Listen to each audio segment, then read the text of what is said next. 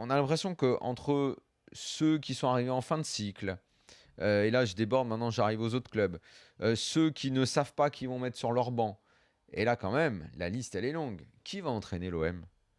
Qui va entraîner Bordeaux?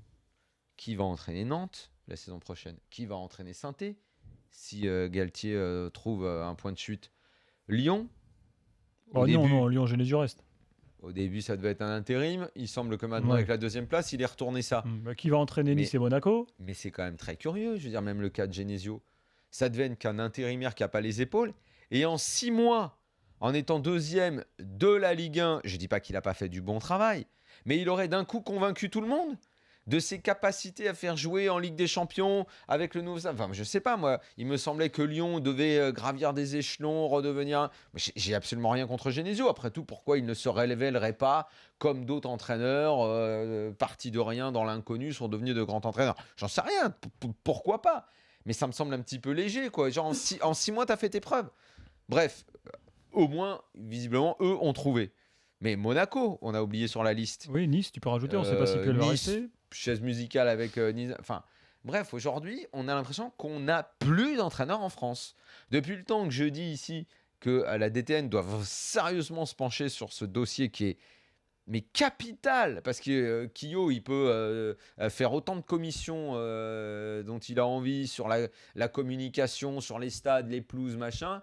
L'essentiel sera toujours ce qui se passe sur le terrain, comment les mecs évoluent et quel est le spectacle que tu offres à ceux que tu vas faire venir en mettant des spectacles avant ou après ou à la mi-temps, en refaisant tes stades, en faisant des sièges chauffants, en donnant des couvertures et des cochons volants. Et le DEPF, ça regarde Blacard. Voilà. Ça regarde la DTN, la Fédé. En fait, j'avoue que j'ai du mal un peu à suivre ton truc parce que on se plaint assez souvent qu'il y a un recyclage permanent des mêmes. Mais il n'y en a plus.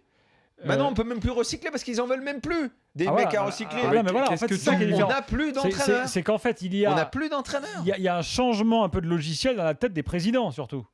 Oui, mais ils changent, mais ils ne savent pas qui nommer.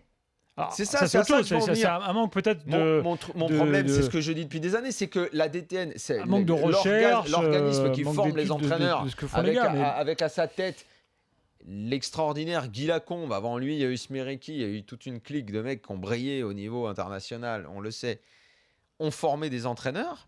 Aujourd'hui, même le recyclage, bon, il existe encore le recyclage, faut pas dire que ça n'existe plus. Mais même ça, les gens qui vont au stade en ont marre. Les présidents aimeraient trouver d'autres solutions. Et bien là, il n'y en a même plus de solutions. Les mecs ne savent même plus qui nommer.